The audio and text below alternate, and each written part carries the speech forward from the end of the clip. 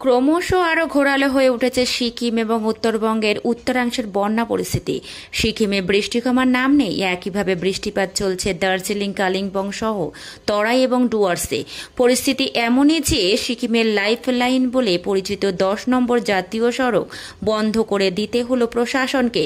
এর ফলে সিকিমের সঙ্গে কার্যত যোগাযোগ বিচ্ছিন্ন হয়ে গেল গোটা দেশের। যেহেতু নিরাপত্তার খাতিরে জাতীয় সড়ক বন্ধ করা হলো, তাই পরিস্থিতির সামান্য উন্নতি হলেই আবার তা খুলে দেওয়া হবে বলে জানা গিয়েছে।